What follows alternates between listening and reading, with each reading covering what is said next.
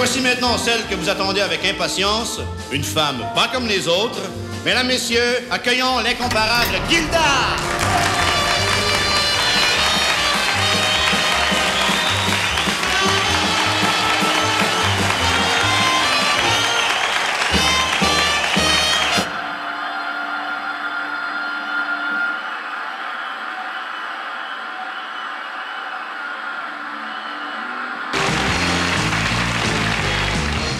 Je viens tout juste de réaliser un film qui s'appelle « Gilda, elle est bien dans ma peau » sur un personnage très important au Québec, le transformiste, personnificateur féminin Gilda, qui est présenté en clôture du festival Imagination. Gilda, c'est quelqu'un qui fait partie de la culture populaire du Québec.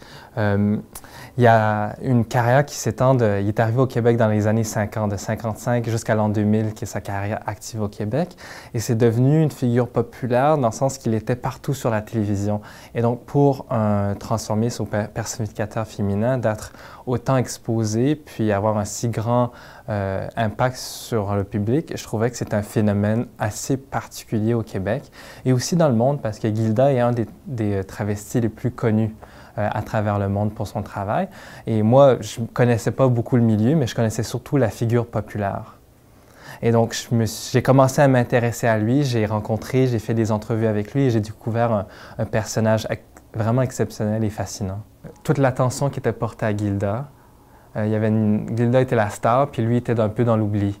Donc, c'est quelqu'un qui a vécu une profonde tristesse de ne pas être sous les projecteurs comme Gilda l'était. Il a essayé de travailler comme homme, mais ça n'a jamais fonctionné. Donc, je pense que toute personne qui a tellement donné, qui a sacrifié beaucoup pour son art, je pense que ça impose chez tout le monde un respect pour le travail. Donc, je pense que c'est quelque chose qui est très touchant de voir quelqu'un qui a une passion, la vie jusqu'au bout, tant qu'à faire des sacrifices qui est coûteux, que ce soit familial, que ce soit personnel, pour le bien de quelque chose. Je pense que ça impose pour tout le monde un respect. Puis je pense que les gens vont, dans le film, voir une profonde tendresse envers Jean, puis envers ce qu'il accomplit.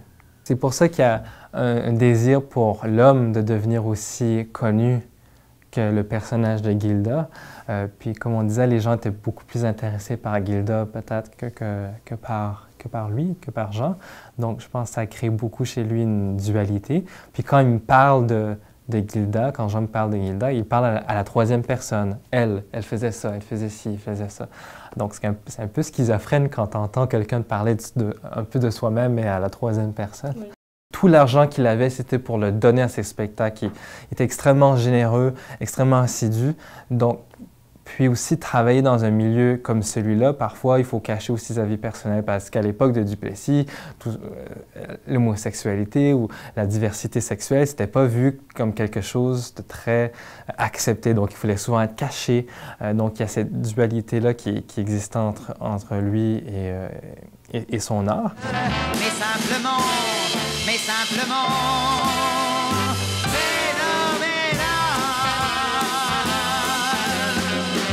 même à la fin de la carrière, c'est quelqu'un qui a tout donné pour son personnage, mais à la fin, c'est comme n'importe quel grand sportif qu'on ne prépare pas sa retraite. Parfois, c'est un peu, on se retrouve un peu vers soi-même.